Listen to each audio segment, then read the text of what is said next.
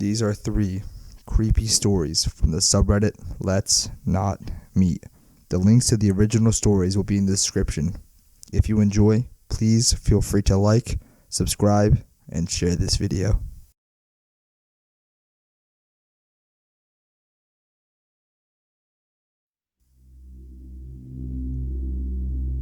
This is the scariest episode from my childhood. It took place in 1991 when I was 8 years old. I lived in a village of the Norwegian countryside with my parents and 2 older brothers. There weren't many kids around for us to play with, so we always stuck together despite the age difference. I was 8, my brothers were 10 and 12. It was a safe neighborhood, and we were outdoorsy kids.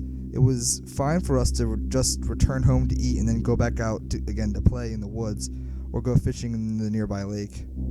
In the autumn of 1991, my oldest brother dared us to sneak through the hedge of the abandoned property that was located close by. We had always thought of it as a haunted house, but really it was the old house where the man who started the village brick factory once lived. No one had lived there for ages, and the paint was starting to peel off and several windows were broken. Our parents would tell us to never go there. The reason was, of course, that they feared we would get hurt playing there, but we thought it was because it was haunted. But that day, we dared to walk around in the garden, or what you want to call it. It had now a dried up pond, an old well, several old and drying fruit trees, and even tools in an old shed. It looked as if someone had just walked out one day and never returned, leaving everything as it was. We soon came to think of the garden as ours and played there all the time. We'd climb trees, use the tools to build things. It was great, our very own secret playground. We suspected that people in the village had seen us because soon our parents would ask us if we'd gone there, despite it being strictly forbidden, which of course we denied. But someone must have complained. We were rather loud and untamed kids. Until one day, it was in November. I remember it since it was the days before my birthday. It was a damp and rainy day, and we weren't really in the mood for playing outside. But our mom had chased us out of the house so she could clean in peace. And we weren't allowed back in until an hour later, so we decided to try and open up the old cellar. I'm not sure what the word is in English for this kind of cellar, but imagine if you will a hatch that opens almost horizontally to the ground, then a few steps that leads you down into a dugout cellar with some stone walls and an earth floor. It was used to store vegetables and such, but was empty now. All of us climbed down to have a look. The plan was to write our names on the inside of the cellar and mark it as our own, sort of. Suddenly, the latch slammed shut above us and the cellar became completely dark. I started screaming and my older brothers tried to open the hatch. When my oldest brother, Sindri, pushed the hatch open, he saw a man holding a small axe. "Come on out, trespassing little brats," the voice growled, the axe close to the opening of the hatch. "Hell no," Sindri shouted back and slammed the hatch from the inside. "All right, little brats, I know you're all in there, all 3 of you little shits. Does your mommy know you're here? Does she? I bet she doesn't.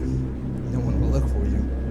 We heard him dropping the axe and starting to move around with something else. Soon we realized that he had taken out a hammer, and before we knew it, he started to nail the hatch closed. I threw myself at the hatch, determined to get out, but the moment the hatch opened just a tiny bit, he reached for the axe. "Come on now, come on out. It's the better choice, really. It must be awfully dark and damp down there. Aren't you afraid of the dark? Go on, let your little brother out." He laughed, and we could hear that he was drunk. My other brother, Emil, was pleading with the man to let us go, promising that we'd never return, but his words fell on deaf ears. The rain had started to fall really heavily now, and we heard thunder outside. The drunk man with the hammer was cursing and moving around outside, clearly bothered by the bad weather. "I might come back to let you out one day, or maybe I'll butcher all 3 of you," he whispered through the wooden door as he hammered the hatch shut. We were too terrified to do anything, but Sindri told us to keep calm and it would be okay. He was surely just out to scare us. The dark was compact inside the cellar, and it was cold and damp. After a long while of silence from the man outside, we started to wonder if he had left. Sindri decided that we could count to 100 and then try to get out. We counted loudly and then used our hands to find the hatch. It was definitely nailed shut. Sindri told us to feel the stone walls for a loose stone, and we did, cutting our palms upon the sharp edges.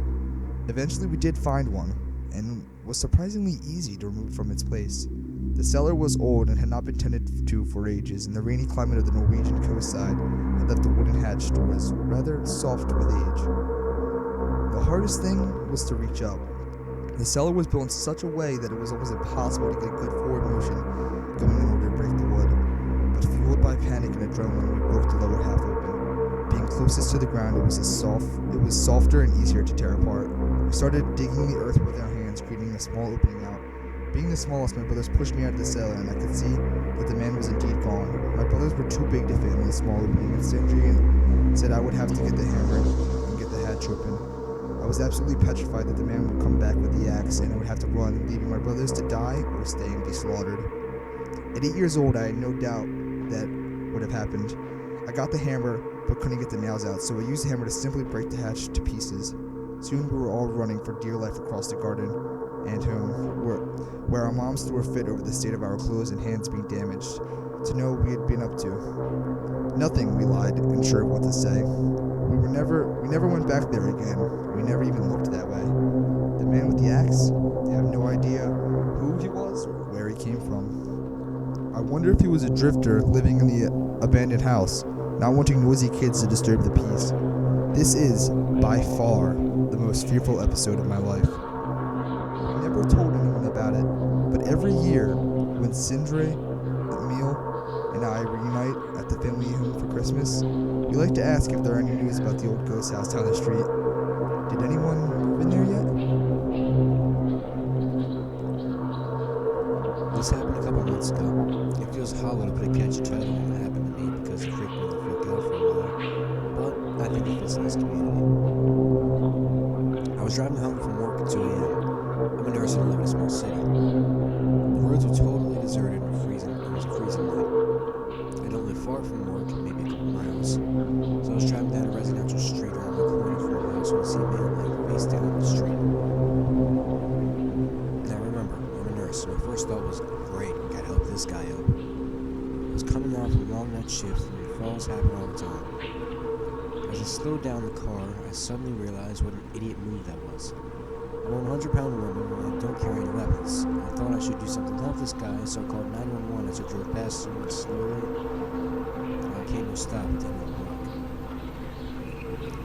While he was stopped at the light, I explained to the dispatcher that there was a man lying in the road and I needed some assistance. All of a sudden I heard a loud bang, bang in the driver's side window. I screamed and looked over.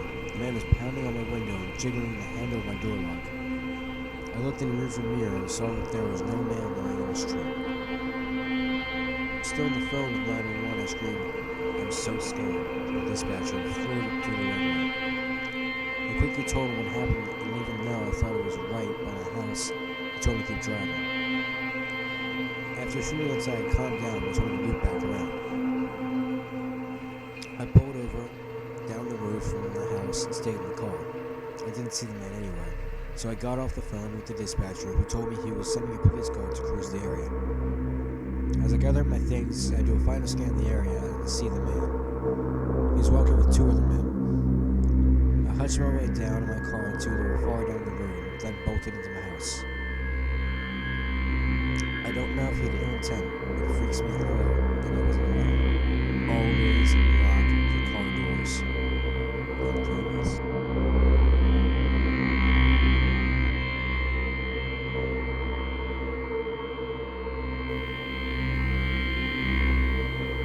I volunteer with the Wildlife Conservation Group. In a nutshell, we patrol some pretty out-of-the-way areas and sometimes stay the night in the forest. In the fall of 2014, I was showing 2 brand new recruits around this really isolated area.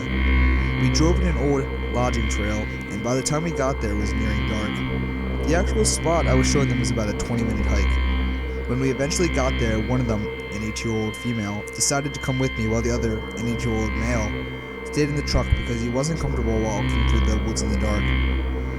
This is volunteering, so whatever. I walked down to a river with one of the recruits using flashlights. We took a quick look, and when we got back a little under an hour later, the guy who stayed was just looking at us like we were crazy. He began asking where we went with a terrified look on his face. I pointed in the direction of where we went, and he said, "No," and pointed to the other side of the trail. He told us we were walking through the woods back there," as he pointed into the opposite to us. Because he was a little on edge anyway and it was dark, I assumed he just saw an animal or something. I assured him that he just saw an animal, and after a few awkward moments, we decided to head back out. Not too much further down the trail, we came across a fair-sized tree in the road that wasn't there before. He began exclaiming, "I told you so, I fucking told you so." Beginning to feel a little uneasy, I began to slow down and reached for my door handle to get out and take a good look at our obstacle. When, through the dim light coming from the taillights of the truck, I clearly saw someone jumping from the bush behind us and sprinting for the truck. I began cursing as I hit the gas and ran our truck over the tree, sending everything in the cab flying everywhere. Both rookies were yelling, "What?" and "Slow down," as I sped down the horribly unkept lodging trail. Eventually, as I slowed down and we drove back to the office in complete silence. By the time we got back, it was around 1:30 a.m. I called one of the group managers and explained what had happened. We decided not to call anyone because nothing extremely illegal happened. Nobody was hurt, and it just wasn't worth wasting the resources to go out there for nothing. I was called the next day and informed both the recruits had quit. To this day, I have no idea what that was about. I chose to believe it was just some kind of late night lodger who was just as surprised as we were. That's the only explanation that lets me sleep at night.